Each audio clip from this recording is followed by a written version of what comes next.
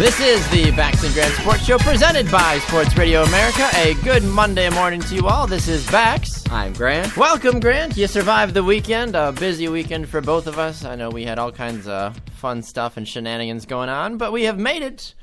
We are just a few short and blissful days away from going to Florida, Grant. Oh, so excited. The sunshine, the palm trees.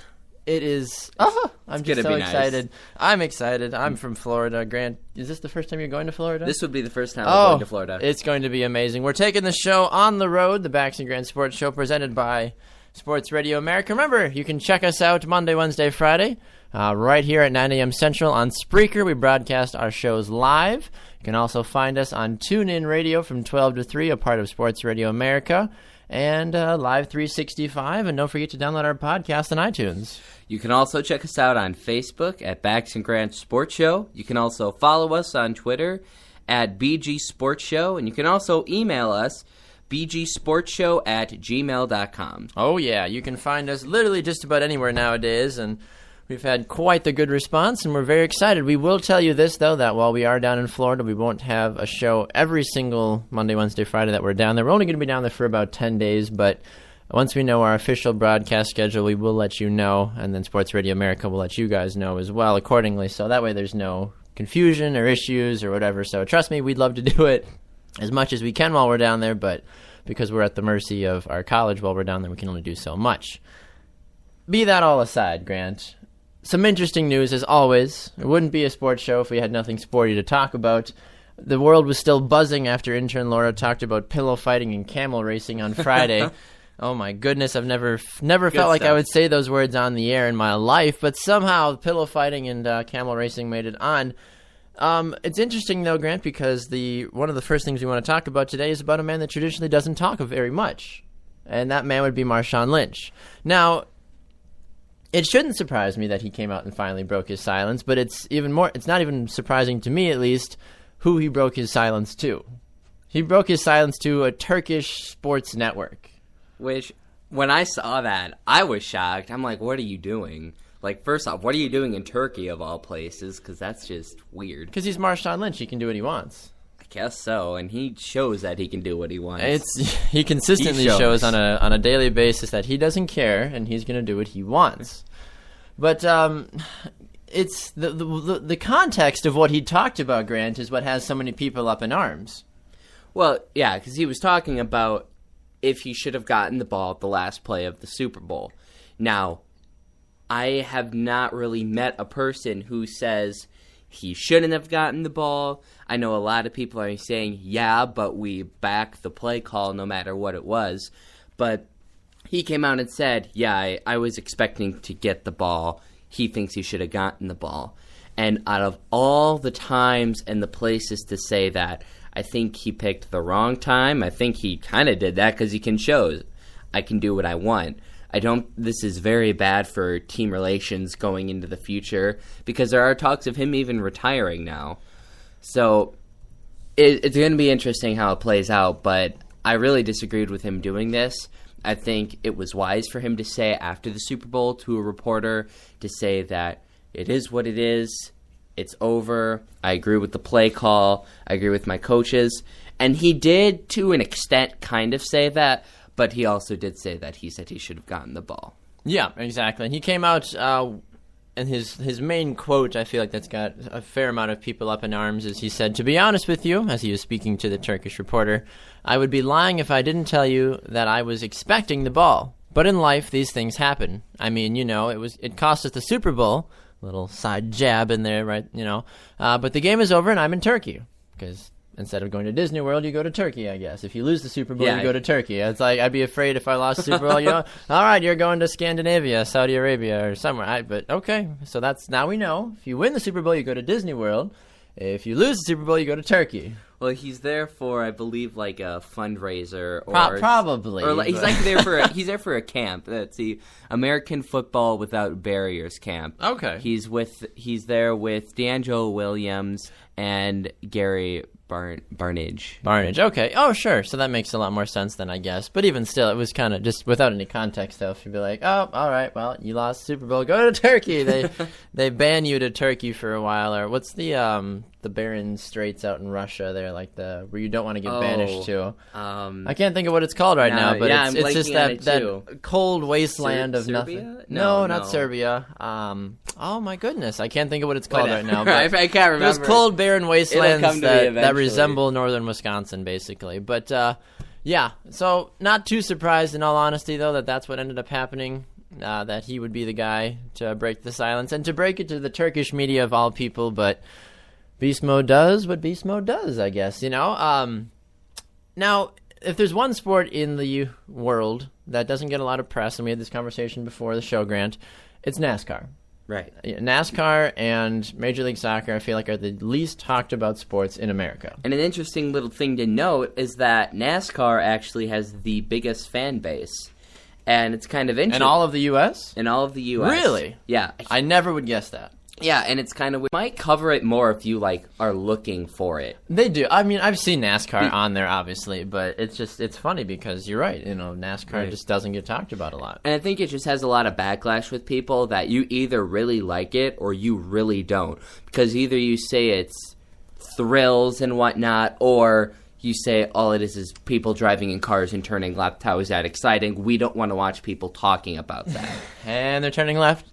And they're turning left again. And one more time. Oh, my goodness. That's basically... I don't think I would ever want to commentate on NASCAR. For someone that's going into broadcasting, if they're like, hey, we need you for the Daytona 500, I'd be like, look. No, I would do it because... Certain drivers driving on a certain tire and certain tracks tearing tires up a little more than anything. So it's really interesting how in-depth it goes. I was talking to some people, and they were saying that NASCAR actually involves a lot of physics.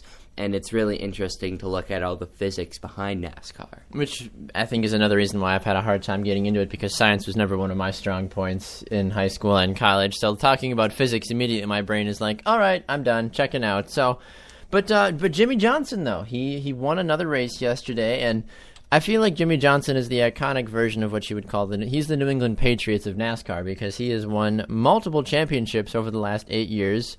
And he's won a total of 6 total over the last 8 seasons. And people were a little surprised that he didn't win last year, but there were some weird complications with that. I'm not exactly all sure what happened in that regards. But when you think about NASCAR, Jimmy Johnson is one of the main focal points that a lot of people associate with the sport. Obviously, Dale Earnhardt Jr., you think about Dale Earnhardt, Jeff Gordon. There's a lot of different things that kind of factor into that when you talk about the sport of NASCAR. I know Jeff Gordon crashed yesterday. Yes. He wrecked against a solid wall yesterday, and a lot of people straight race in a row. Yeah, that he's had an accident in, and people were kind of upset about that. I don't know the context behind it. Do you know if there was anything like foul play at all? No, I don't think so. I think I would have heard of it in the video they were a couple videos I was watching, but I didn't hear anything like that. I didn't see the wreck, but it kind of looked... What I've heard, though, that is bothersome to some people is that he's really nonchalant about it. That after the first race after he wrecked, he was like, okay. And now after either finishing 43rd or 42nd this last weekend, he's still kind of like, oh, yeah, okay, whatever. And people are a little concerned. They're like, hey, this is your last season. We want you to go big, finish out your legacy, win the season. And it doesn't look like he's taking it too seriously. He's placed 40-plus in the last 2 races. He's lost 2 cars now. Or he's crashed 2 cars. Which are not exactly cheap. No, NASCAR cars are made as flimsy, well, as nice as they look, they're also made to be kind of light as well, because you don't want a heavy car weighing you down. That way you can go as fast as possible. But still, all the technology and parts and everything that goes into a NASCAR is just, it's hard to replace that and continue to shell out money for that on a weekly basis. So the fact that he's, like you said, lost 2 cars in the last 2 races...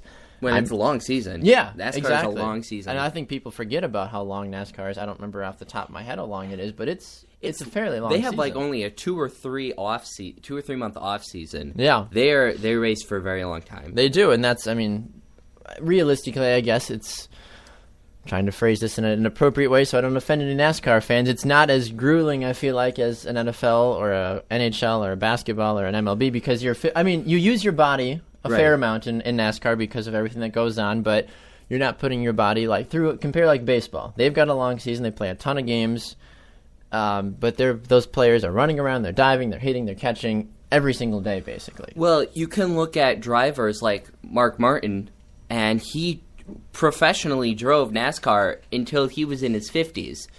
There's really... And you see older people... Yeah, Dale Earnhardt was fairly old, too, before he passed. Right. So you can kind of see that it is grueling for that 2-hour time period that you're driving, but it isn't as physical as hockey or something like you were saying. And it is potentially life-threatening every time you get in the car. And some sports you can argue are more. I mean, hockey, anything can go wrong at any given time. Last year somebody's heart stopped on the bench of a hockey game. And then he got up and played again. No, he didn't get up. He wanted to play again. That's right. I heard they brought him back, but then he was like, "Let's go," and they're like, "No, no, you almost died." Exactly. I can't even imagine. I mean, the circumstances are heightened more so in NASCAR because you're flying around at 200 miles an hour. You make a wrong turn, you're done. Yeah, you're like 3 inches next to somebody, and if there's like a little twitch that's wrong, if there's a little problem in the track that's wrong that you can't even control, your car hits a little bit to the left, and then people are flying. Yeah, physics takes over, and you're just completely gone, and it just makes... I don't know. I have a lot of respect for NASCAR drivers. As much as we dog this sport, as much people like, they turn left. Hey... Everybody makes fun of me for playing soccer. Everyone has their own passion. Right. So it's hard to fully attack anybody. So good for Jimmy Johnson. He's got a victory in Atlanta. They're moving on with the rest of the season. Jeff Gordon, they're going to figure something out. Maybe you should race in like a Mario Kart, go-kart or something next week. That's my shell. That's my thing, maybe. He just needs to start. He needs to or something. But give him some power-ups. Exactly, little mushrooms. Yahoo! Anyway, this is the Bax and Grant Sports Show presented by Sports Radio America. We're going to take a fast break. And when we come back, we've got some Cleveland Brown stuff. 2 shows in a row, Graham. What the heck? And then Connor Christensen's here to debut his new segment, Fight Corner. Don't go anywhere. This is the Bax and Grant Sports Show.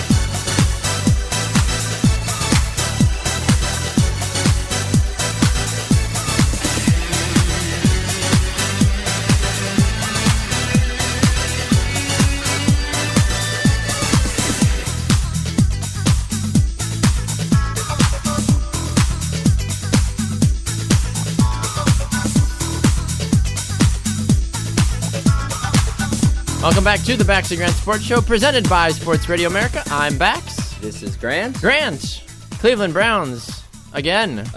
Why? Because they're having a horrific offseason. A horrific offseason? I feel so bad for them. They're having an awful offseason. Is that how the Cleveland Brown fans would describe what's going on to them? As awful? Well, the first part, definitely. I don't know about this, because I feel like some people like Josh McCown. I personally don't like him. Okay. Not as a person, I just don't like him as a player. Sure. I don't like the way he plays. I don't think he's a good quarterback. I think they had a good thing with Hoyer, but they threw it away. Had the whole... Potentially. I don't. He hasn't gone anywhere yet. But I don't think he's sticking around. If they signed Josh McCown to a 3-year deal. Yes. Now, what does that say? Well, yes. Usually that translates into, all right, Brian Hoyer, Johnny Man. Well, they'll keep Johnny because, God forbid, they get rid of Johnny. But they'll probably get rid of Brian. Burning cars in the streets. Which, after the way Johnny played for his 2 games, I would burn a car because of his performance, not because I want to keep him. But, yeah, the Cleveland Browns have signed Josh McCown, former Chicago Bear, former Tampa Bay Buccaneer. Now he is rumored to probably be the starter next season in Cleveland. Grant's got an issue with him. I don't mind him. I think I can tolerate him. I'll tolerate him over Johnny Manziel or Johnny Rehab or Johnny Football or Johnny this, Johnny that, Jolly Johnny there. I'm not exactly sure what to make of Josh McCown. I'm not going to draft him in fantasy football. I don't trust him. I don't think the Browns are going to be anything of a contention next year. Josh Gordon's suspended for a year. Who are they going to turn to? Right. Terrence West, their running back? No. Yeah, they're not going to have... The Browns have nobody. Jordan Cameron's more than likely getting out of Dodge, their star young tight end. Their defense is decent, but they've got no offense. Right. This isn't Seattle. They're not the Browns are not a Seattle defense that can score points more than the offense sometimes and get them through. Right. And so that's why I think the Browns are going to be nearly as good as they were last season, even though they didn't finish strong. They had a fantastic season compared to other seasons, and now just after the horrendous offseason that they had, it's just going downhill quick. And they finished 7-9 last season. Right, they did. They finished bottom of the AFC North, which 3 out of those 4 teams made the playoffs. Right. So I think the next closest team was 10-6. I think in that division. I think Cincinnati was 10-5-1. Yeah, right. And then Pittsburgh and Baltimore were kind of around that general vicinity as well. But yeah, Cleveland has just got as a hot mess, and they really need to address their offensive needs in this offseason. And sure, they might say, well, Josh McCown was a need. Sure, maybe. I don't know. He's though. He's too old. He's not going to do too much. Brian Hoyer now, who knows where he's going to go? He said all he wanted. He said what he had left was 3 years. So the Browns were like, okay, we'll sign you for 3 years, finish your career here. But he probably looked at the dollar sign and said, okay, if I sign for 2 years, I get how much if I sign? Yeah, I've got 3 years left. Definitely Right. 3 years. How much of that is guaranteed? Oh, okay, sure. I think it was before they were talking to him. At least that's what I got. Was. But yeah, I think you threw away a good thing in Hoyer. I think Hoyer deserves a better place to play. I think Houston would be a great place for him. Houston needs a quarterback desperately. If they want to make a playoff run with their J.J. Watt and the offense, I mean, that's about all it really comes down to. You can't say the Texans' defense because it is J.J. Watt. There's not enough marquee players yet for the Texans to really identify them as a unit. And be like, the Texans' defense. No, it's J.J. Watt and then the 10 other guys on the field with him. That nobody knows their names. Because it's J.J. Watt. Trying to think. I think Sean Lee's a linebacker for them. Brian Cushing, I think he's still a thing as well. Right. Jadavon Clowney, if he actually, plays and isn't lazy or whatever. But, that's about the extent, I think, to our knowledge with that. Cleveland Browns, though, we'll see just kind of where they're planning to go next season. Still a bunch of question marks. And that's a lot with the NFL right now because there's not official deadlines.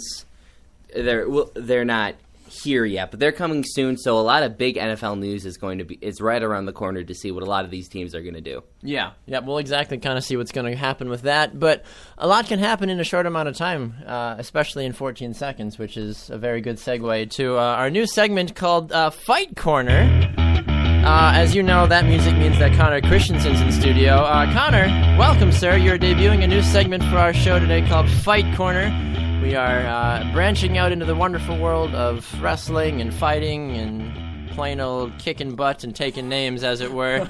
Tell us a little bit about your new segment here. Well, I've always been really into MMA fighting, and when I was younger, I used to watch the old WWE wrestling. Oh, back in the day. Yeah. This guy. That's not going to be something I'm going to focus on in the Fight Corner, but with all the talk of basketball and football and baseball and all those other things, the fighters never get their time to shine. So I had the idea that maybe I'd come on and talk about some really, really good fighters. Yeah, no, we're totally fine with that. I will ask you your opinion fast about the Ronda Rousey fight that occurred was it yesterday or the day before? 2 days ago. 2 days ago. One of the fights that was hyped to be one of the best of the whatever and this, that, and the other. I can't even imagine the thousands or maybe millions of dollars in PR spent on this fight. Right. And then it was over. In 14 seconds. 14 seconds. If you have not seen that fight, go to YouTube, look it up, the Ronda Rousey 14-second submission, because it is a wild ride. It is very fun to watch. Well, but a little thing, what Baxter, you're saying, like, oh, it ended in 14 seconds, but look at how much press has gotten drawn to that because of that. Exactly. Like, everybody has jumped on, like, holy cow, she defeated this person that's really good in 14 seconds by just almost ripping her arm off. Basically, yeah. And I think Ronda Rousey she's only been on the scene for about a year or so. I think she's fairly new to the MMA arena, as it were, the cage, and the octagon. Yes, it's also called the cage. It's a cage. Yeah, I know. Or the octagon. UFC, they call it the octagon. Okay, fair enough. But it is a cage. It is. But I feel like she's done nothing but be good press so far. She hasn't come out, and she's pretty reserved for the most part. I've seen there's been a few specials on her, and she seems to be relatively down to earth. But when she's in the ring, it's her game face is on, and she'll basically kill you in 14 seconds. Yep. And Grant, you were saying that the fight before that, she took someone out in how long? Oh, I don't know if it was exactly before that, but it was pretty close to right before this fight. She defeated somebody in 16 seconds by basically just pounding their face in. It was ridiculous. I don't even think I would go 16 seconds, in all honesty. I'd be I would get in the ring and be like, you win. Have a nice day. I'm out of here. Yeah, no, Ronda Rousey is an extremely talented fighter. She is the best female MMA fighter, and she could probably take on half the guy fighters. I'd pay good money to watch that fight. Oh, yeah, she would. That would be a great fight to watch. And I'm a huge movie buff, so the fact that she was in the Expendables 3 movie is really cool to me, too. And she's in the upcoming Fast and Furious movie. Yes, the final one. Yes. Was that 7, 8? 7. 43? 7. I don't know. Never watched a single one. I've seen the first one. After the first, 2, you just kind of... Yeah. Tokyo Drift is kind of where I stopped. Man. I'm not going to see this in the last one because Jason Statham would beat them all, and he's the bad guy, so I can't accept it. That makes sense. Yeah. Just live in denial. From a movie buff standpoint, yeah, I completely understand that. So anyway, back to the fight corner. Oh, yeah, fight corner. Yeah, that's why we're here. So a little bit more about, I guess, myself and the MMA world. I used to be in karate myself, and I used to love to wrestle, so watching people in the octagon or in the ring, if it's boxing, has always interested me. And one guy that I kind of latched onto as my favorite MMA fighter is a man by the name of Georges St-Pierre, who is he's from Canada. He was born in Quebec, and he was a second-degree black belt in karate by age 12. So if that doesn't tell you how good of a fighter he is, yeah, that's ridiculous. He was 7 and 8, and there were 4 people in his class, and the other 3 kids were 12, and they would just beat him because he was so much younger than they were, and by the time he's their age, he's a second-degree black belt.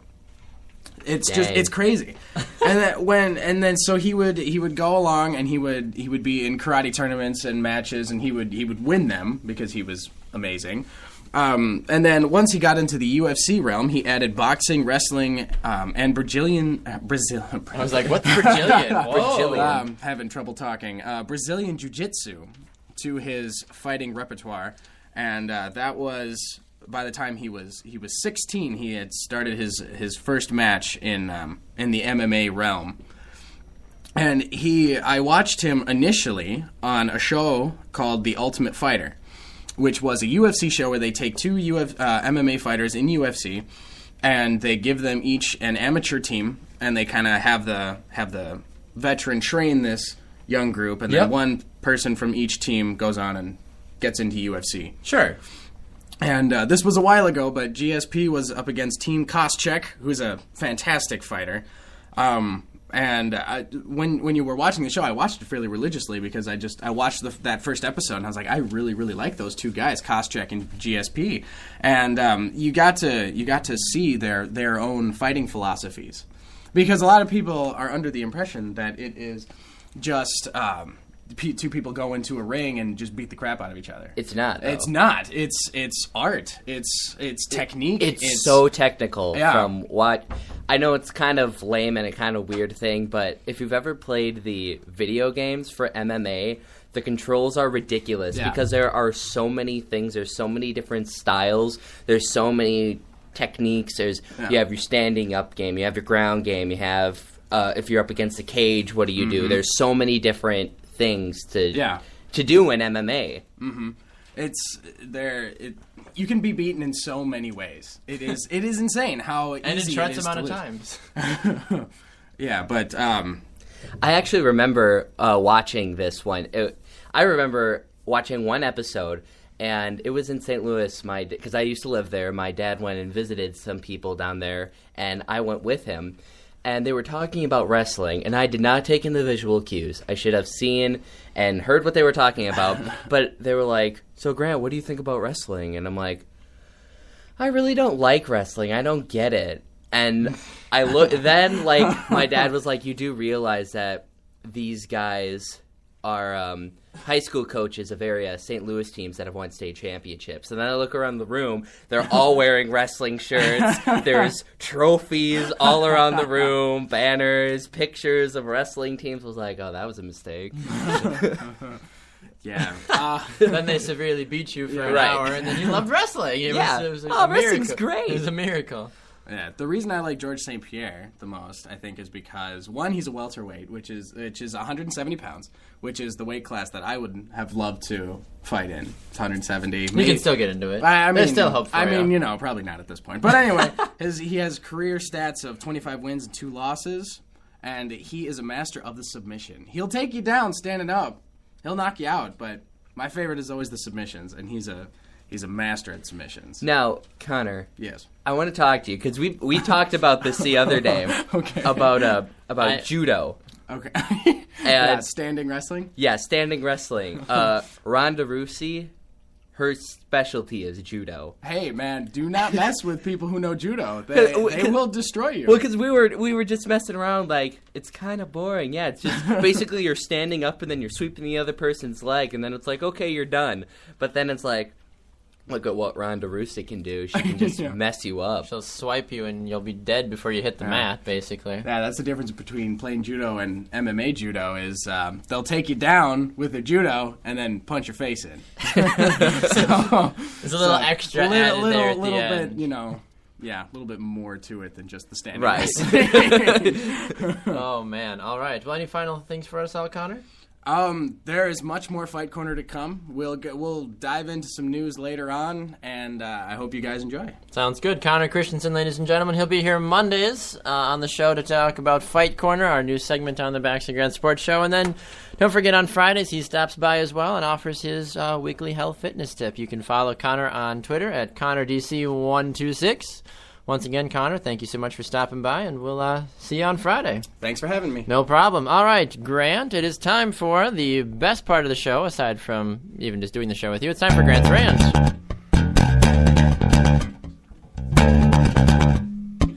All right, Grant, are you ready, sir? I am ready. 30 seconds on the clock. For those that don't know, Grant gets 30 seconds to rant about whatever he wants in the sports world. And all I get to do is sit here and soak it all in and gaze into his wonderful eyes as he rants at the world. Yes, just like that. Are you ready, Grant? I'm ready. On your mark. Get set, go. Marshawn Lynch, a.k.a. Beast Mode, is now trademarking the term, I'm just here so I won't get fined, so he can put that on shirts. I think it's absolutely hilarious that he's doing that he's going to own the trademark of a phrase that is absolutely ridiculous. Also, the Beast Mode hat, I found this a little interesting. The hat aired advertisement time over $3 million. That's how much time was advertised just because he wore the hat. Wow. Beast Mode trademark. We knew Beast Mode was trademarked, but the fact that he wants to do I'm just here so I won't get fined, well, I don't know about that. He also trademarked another phrase last year called about the action boss from last year. About the action boss. I don't remember hearing that one. He's just pulling them out of the woodwork. But now. Yeah, he has like 8 trademarks now to different hats or phrases. So he could retire this year and just take all the money and just. He's making so much money just for doing whatever he wants. He's doing it right. He's got a quote unquote job post NFL. He might as well keep his body in relatively good shape. All right, well, we're going to take a quick break. When we come back, Joe Wolfrath is in studio talking about the Wisconsin Badgers and their Big Ten championship. Well, this is the Backs and Grand Sports Show presented by Sports Radio America.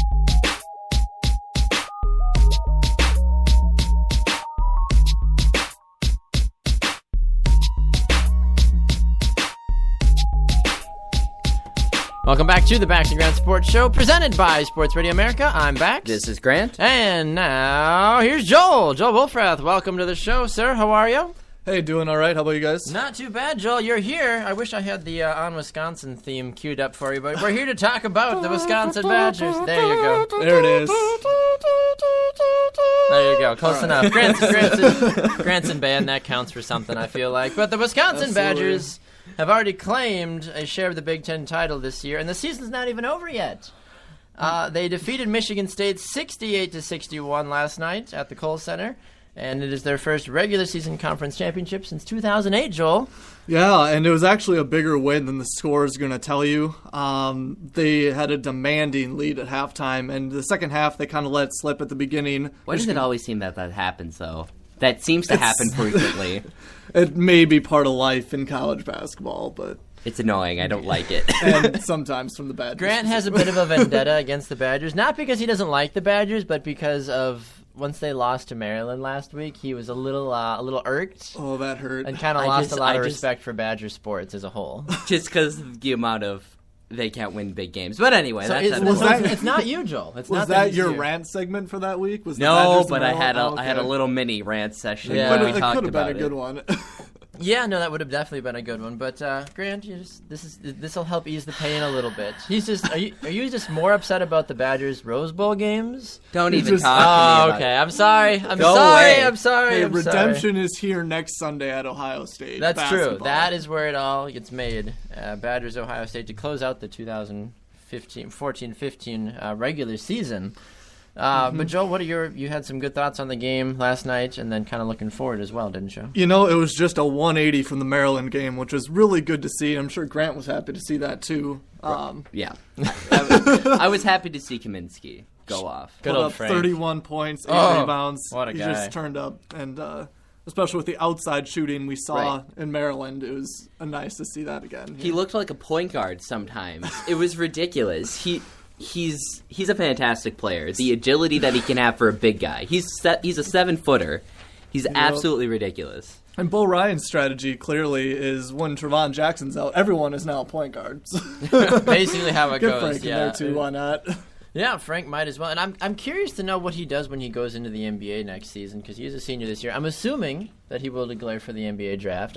One would assume so. And that's a whole other segment within itself, but part of me does kind of wonder just kind of where exactly he is going to go when he goes into the NBA and how he will be used effectively. But yeah, it was key performances from Frank Kaminsky and then Nigel Hayes as well, going 6 of 9 from the field and 2 from 3 from the free-point line. And he had 14 total points behind Kaminsky's 31. But obviously you take away Kaminsky's 31 points and the Badgers probably don't win that game, obviously.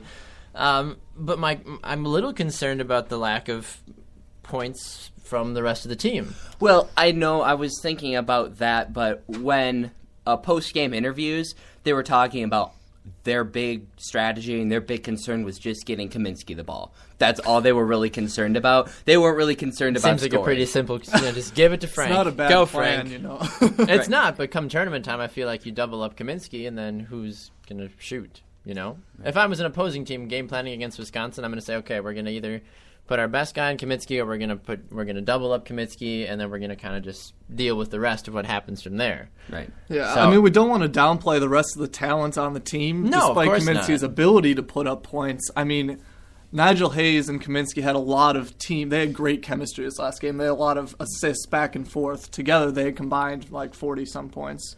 But I mean, they do have other players that they can use at their disposal. I think it would be unwise for anyone to double team. I mean, to at least strictly double team Kaminsky. You're going to have a lot of weapons still. Because the nice thing about the Badgers is that if you do double team, all of their players are offensive weapons. So any team would like just to have one of those players. So it's really nice. Like, yeah, if you do double team Kaminsky, Decker can just go drop threes all day or something like that. Which is nice when it happens, but we haven't seen a lot of Sam Decker going off in recent games. I mean, Decker had only 8 points yesterday, but that's not terrible. As he's getting on the score sheet, he's still keeping his scoring touch alive, and hopefully come Big Ten tournament time and then Final Four time on the March Madness, there'll be more opportunities for him to showcase his three-point abilities. I believe he's also bothered by an injury, though, right? Yeah, now. He has been dealing with some injuries on and off, and Kaminsky's recovering from an injury as well. But yeah, it's still 31 points from Frank. I think he's recovering. I think he's doing okay. Yeah. Now, the question for you, Joel, is as we look forward to March Madness. Well, first of all, let's start with the Big Ten tournament. Assuming the Badgers win out the rest of the season, or even if they were to potentially drop a game. Do you see them at least making the final in the Big Ten tournament or winning? Oh, it's going to be tough. They're going to have a lot of tough games. They're going to be forced to diversify, like you were talking about. I think Trevon Jackson coming back will make an impact. Will he come back for the tournament? It looks like it. He had mentioned that he wanted to play yesterday. In the game. He said he was fine. Obviously, the medical staff may have had other opinions. I can't tell you how many times I've told my coach I'm fine and my foot's still in a cast. Be like, you're not fine. I'm like, kicking, I can guys. Play. It's good. I can play, coach. I promise.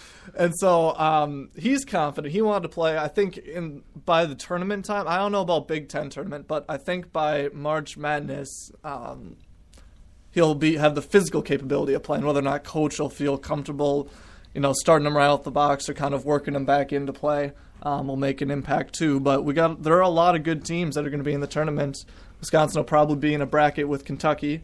More than likely. So that's a challenge should they make it to the Elite Eight there. Yep. Going forward from here, though, do you feel like the Big Ten tournament is not as big of a focus point as as March Madness as a whole? Because obviously you want to win a national championship. That's what you're going for. The Badgers have won a share of the Big Ten title, which is good. Mm-hmm. Obviously, winning the Big Ten tournament would be helpful as well, but at the same time, obviously that's not your main goal. It's how do you game plan for something like that? You try to stay healthy, and you know that the Big Ten tournament is, it's a good thing, but it's not everything. But it's also a nice little stepping stone to prove going into selection day. Some teams, fight hard for that tournament, even if they might necessarily win. They want to prove to the committee and say, look, we're not a 6 seed. We're a 3 seed. We're not a 14 seed. We're higher than we actually show we are. For some teams, it means more. A team like Wisconsin, everyone knows they're good. If they were to somehow make an unfortunate early exit from the Big Ten tournament, I don't feel like a lot of people would be really surprised or be too heartbroken because obviously March Madness is where legends are made. They've got a 2 seed pretty safely. I think their odds of moving up are tougher. Even if they don't win the Big Ten tournament, do you think they'll get a 2 seed? I think it's still possible. I think the biggest thing the Big Ten tournament will offer will be the momentum. Right. And I think that's the biggest thing on the line, and that's still important too. So, they will give it everything they have. But my thing with Wisconsin, though, going into the tournament is that I'm going to probably make a little bit bolder of a prediction here, but I think if there's any team that's going to be upset, it's going to be Wisconsin. Just looking about how they played the season, losing to Rutgers, losing to... Let's not talk about Rutgers. Losing to Maryland. Let's not talk about Maryland.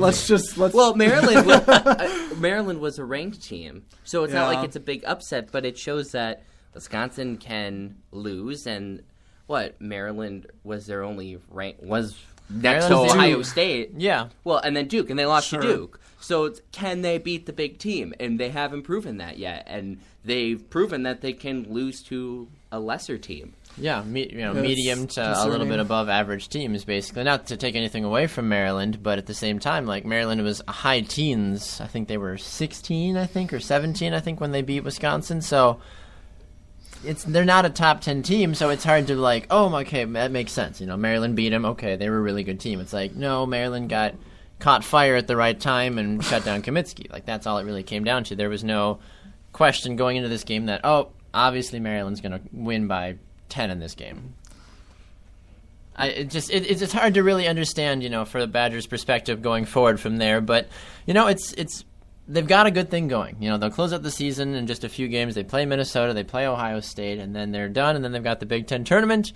And then, then it comes tournament time, So, Joel, before we let you go today, give us your bold prediction of how far you think the Badgers are going to go in the tournament, March Madness. I'm going to have to go along the lines of what Grant was saying. When they have been tested against better teams, they have come up short generally during the regular season. And so I guess what I'm going to say is for the tournament is they're going to really struggle or potentially lose once they come up against a team that can test them. Starting at number 2, you're going to have a couple of games where you might not be thoroughly tested. You're going to play some teams that were unranked during the regular season. But come, the high seeds, it's going to be a challenge. Third, fourth round, they're really going to have to show up if they want to stay in that tournament. Yep. The first round or two is usually that's not too difficult of a test depending on what seed you are. But, Badgers, it's hard to really get on board fully with the Badgers right now and be like, all right, for sure Final Four. Like even last year when they made it to the Final Four, I was like, are you sure? Like, check again. I knew they were going to go far that year, and everybody was saying no. I was mad that they did not get to the championship. The same guy hit the buzzer beater. Okay, anyway. Yeah, no. That's, I remember another rant game. Session another day. Exactly. All right, well, Joel, thank you so much for stopping by, our local Wisconsin Badgers expert. We appreciate you stopping by, and we'll probably have you on come tournament time as well. So thanks again for stopping by. Joel Wolfrath, ladies and gentlemen, thanks again. Thanks for having me. We'll talk to you soon. Thanks again. All right, Grant, a little time for Fact or Fiction as we close out today's show. Are you ready, sir? I'm ready. All right, question number 1 out of the 4 Fact or Fictions we have today. Fact or Fiction that the Philadelphia Eagles will trade up to draft Marcus Mariota. Fiction, I don't think they should. I think they need to focus more on their defense right now. Okay, I will say fact because now the fact that Chip Kelly is the head of player personnel as well as the head coach of the team, rumors are that he wants him. He wants Mariota. He wants to have him on the team. And more than likely, he will get what he wants in that regards. So I don't really foresee any reason for that to not happen.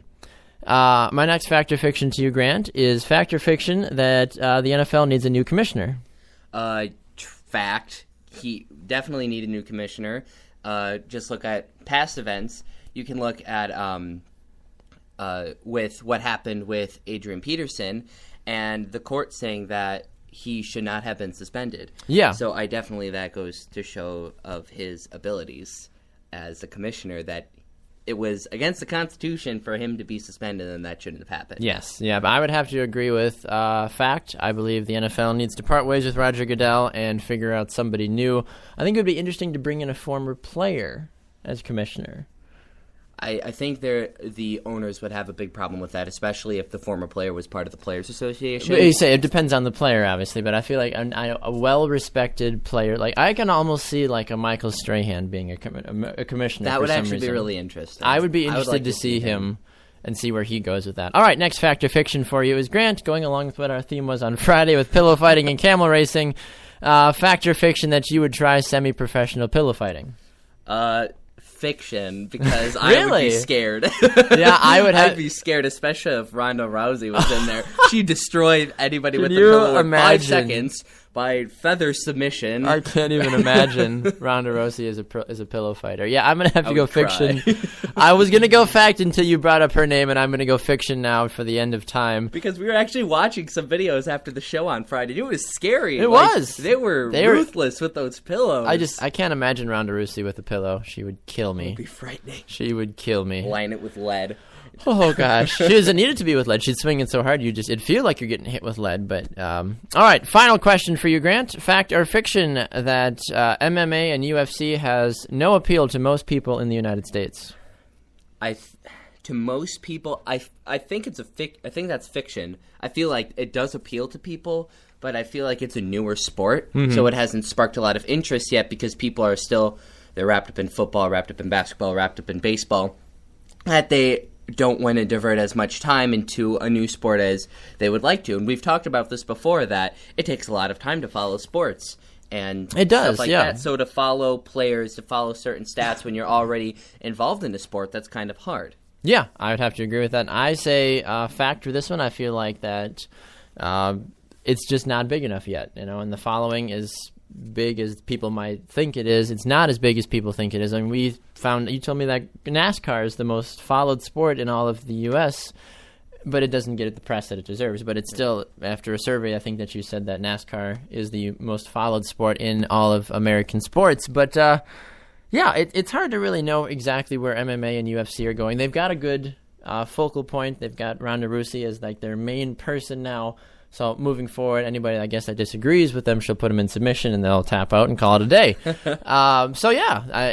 You never know exactly with new sports exactly where they're going to go. I always go back to Major League Soccer as well. I mean, they're 20 years young in the U.S., so we'll kind of see where they're going to go moving forward with that as well. But Grant, it's been another exciting edition of the Backs and Grant Sports Show, presented by Sports Radio America. Remember, check us out on Facebook at the Backs and Grant Sports Show. Email us at bgsportsshow@gmail.com. And where can they follow us, Grant? They can follow us on Twitter at BG Sports Show. All right. Well, we've been another edition of Backs and Grant Sports Show. Thank you to Connor Christensen and Joe Wolfrath for stopping by. We'll see you all again on Wednesday. Enjoy the rest of your day. Stay out of trouble. And until then, I'm Bax. This is Grant. Have a good rest of your day, everyone.